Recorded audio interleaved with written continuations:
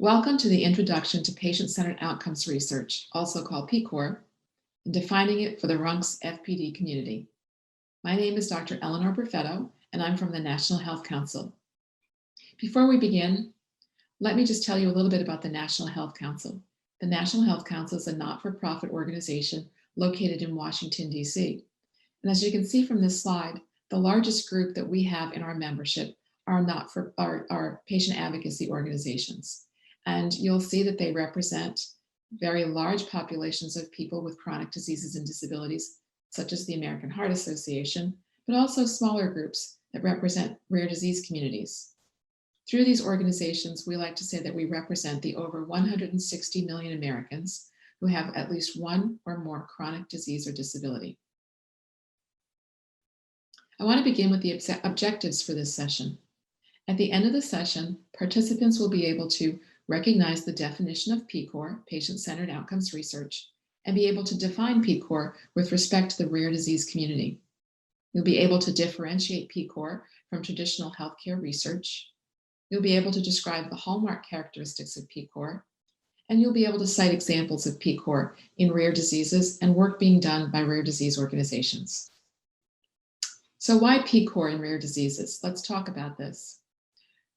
Usually, rare disease patients are very driven to participate in research because the disease has affected them personally or it affects someone that they know.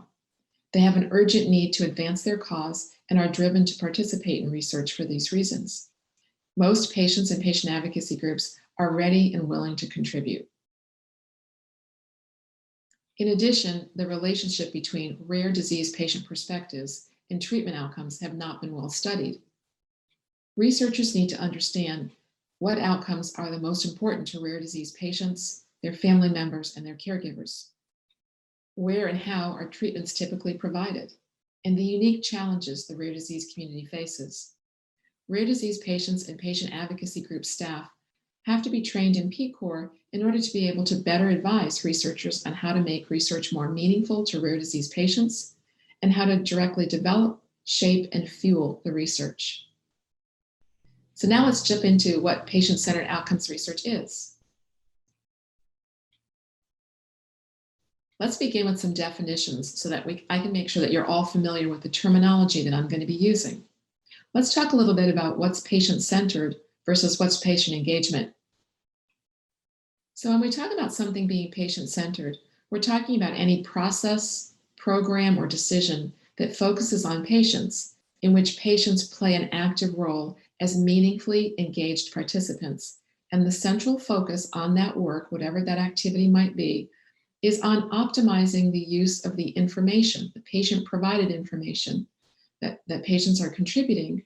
And therefore, patient-centered means doing things with patients, in collaboration with patients, not for patients or to patients. In contrast, patient engagement refers to the active, meaningful, authentic, and collaborative interaction between patients and researchers across all stages of the research process, where research decision-making is guided by patients' contributions as partners, recognizing their unique experiences, values, and expertise. So extending into additional terminology, let's talk a little bit about patient-reported outcome, patient-centered outcomes, and patient-centered outcomes research. A patient-reported outcome is a report that comes from the patient about the status of that patient's health condition without any amendment or interpretation of that patient's report by a clinician or by anyone else. So it's essentially what the patient tells you themselves about their health condition in terms of how they feel and how they function. And it's not changed, interpreted, or amended in any way by anyone else who's an intermediary. It's the direct report from the patient. Patient-centered outcomes are those outcomes that are important to a patient as identified or affirmed by patients themselves. Or it could be something that's judged to be in the patient's best interest by a provider or by a caregiver when the patient is not able to report for themselves. Patient-centered outcomes research is a relatively new field, and it considers patients' views, their needs, their preferences, and it focuses on the outcomes that are most important to them. Some other terminology that's important for you to understand is the difference between efficacy and effectiveness and comparative effectiveness.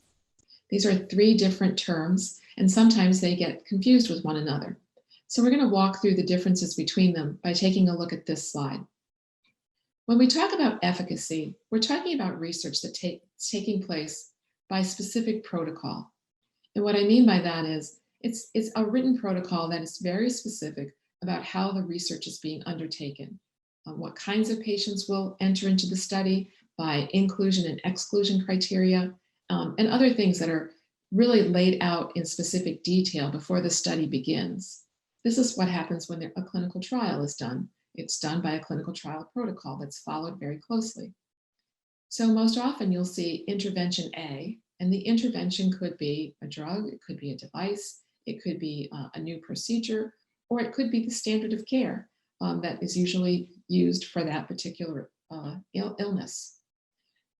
In an efficacy study, you'll see the intervention, typically against placebo. That's usually what happens in the clinical trial process.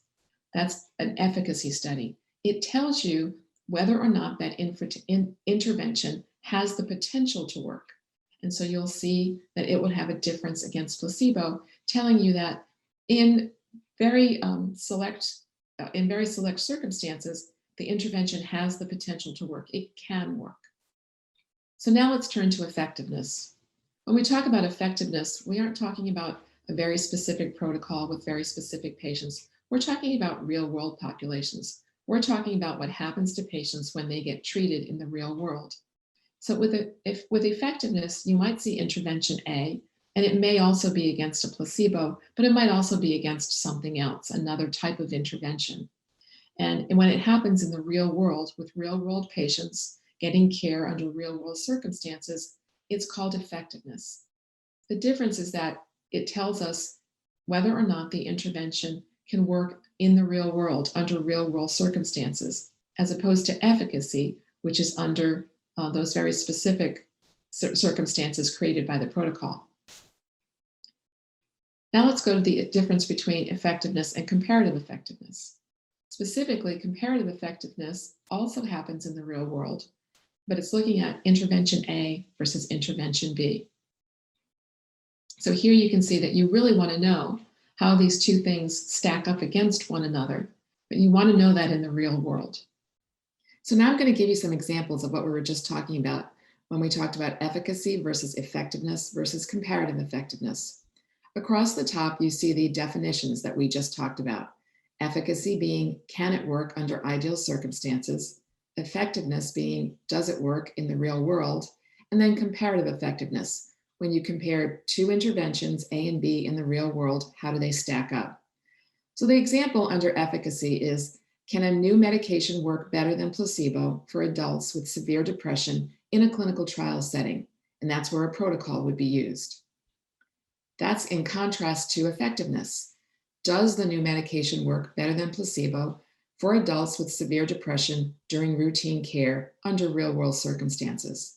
And then lastly, under comparative effectiveness, does a new medication work better than mindfulness and meditation for adults with severe depression who are getting care in the real world and in routine circumstances? So these three examples differentiate for you how we think differently about efficacy versus effectiveness versus comparative effectiveness. So one other important thing that you need to know about patient-centered outcomes research is that it focuses on studying the right outcomes. What do I mean by the right outcomes? Well, it should be the outcomes that are most meaningful to patients. So once researchers and patients in collaboration and partnership decide on a study question, they want to know which outcome to use in the study, which outcome makes sense. It should always be the outcomes that are most meaningful to patients. Which ones are the ones that patients care about? So now you have a pretty good idea of what it means when we talk about patient-centered outcomes research and those outcomes that are most important to patients. And when we talk about comparative effectiveness research, comparing treatments in the real world.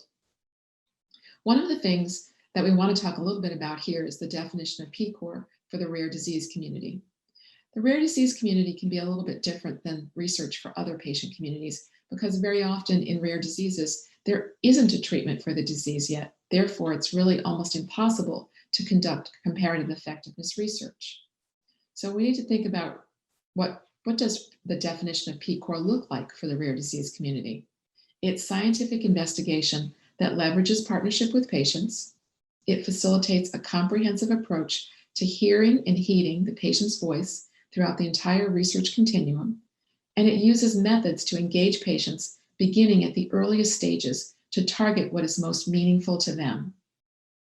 The patient's voice is central, whether it's basic discovery, research and development, the regulatory process, or treatment use, carrying through to healthcare delivery, decisions that take place in real-world care, and it includes comparative effectiveness considerations. So unlike other kinds of comparative effectiveness research or patient-centered outcomes research, it won't necessarily always have a comparison between two treatments, but it will have these characteristics that are listed on this slide.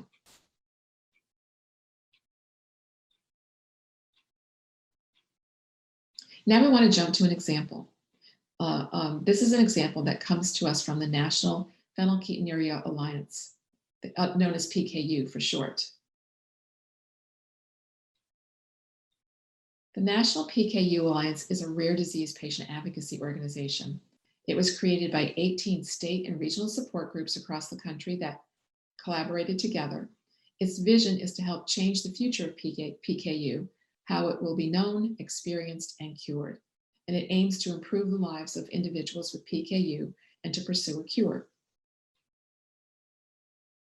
The National PKU Alliance, through some strategic planning and strategic thinking, was trying to plan for how they wanted to expand their work into patient-centered outcomes research. They wanted to move beyond funding open research, and they wanted to shift towards being an active participant in the development of the next generation of therapies. So they did two things. They looked at international scientific exchange, and they did a patient survey on new treatments. I want to talk a little bit more about each of these. So let's begin with scientific exchange. In summer of 2014, they held a one-day meeting to share research and discuss knowledge gaps. And they brought together 13 lead investigators, 13 lead researchers in the area of PKU research. And they talked about liver cell transplantation, gene therapy, and PKU brain function. And they sought those investigators and thinking from in and outside the PKU community. They wanted to share research, discuss the challenges, and encourage collaboration. They wanted to increase the knowledge base, and they held this work in conjunction with an annual conference that's a patient conference where they bring the patients together.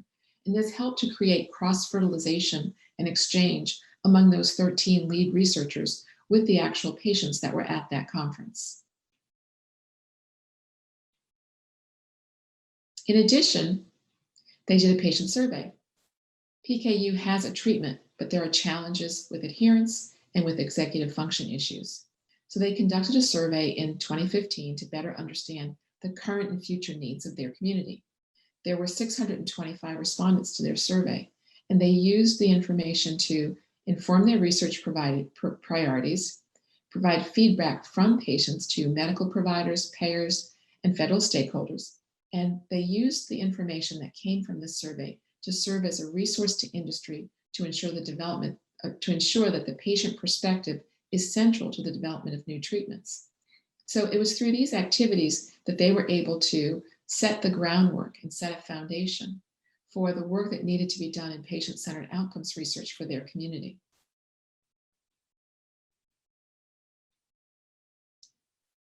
There were 21 questions in their survey, and they zeroed in on things like current treatment status, the therapies being used, clinic visits, the blood testing, biomarkers that were being collected, and whether or not there was difficulty in managing the disease. They asked about the importance of new treatments.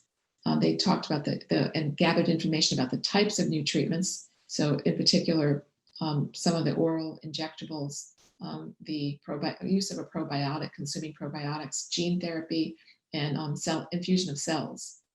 They talked to the patients and gathered information through this survey about the symptoms or the outcomes, the most desired results that they wanted to have to alleviate those symptoms, and then the tolerance of side effects. So this is one way of gathering from the patient community, what are the things that are most important to them? What are the things that are most important on their mind? These are the kinds of things that you really want to know for patient-centered outcomes research. So to wrap up this session on patient-centered outcomes research, it's important for you to understand that it's having a very broad impact in the research community.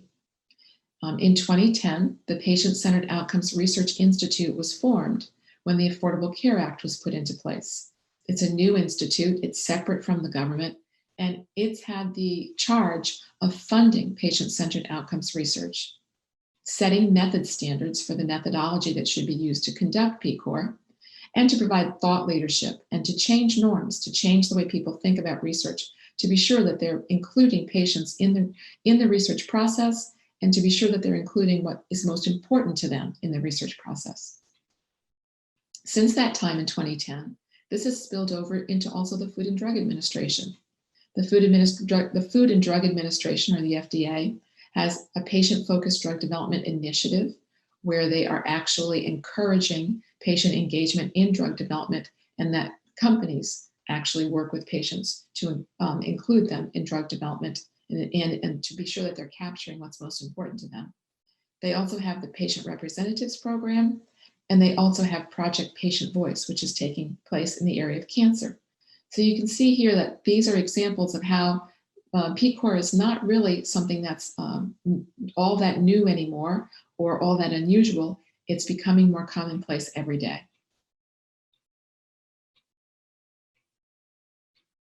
I want to thank you for listening to this module on the Introduction to Patient-Centered Outcomes Research. And one of the things that I'd like to ask you to think about is, in RUNX1, what kinds of things might you be doing or might your organization be doing in order to further patient-centered outcomes research for your patient community?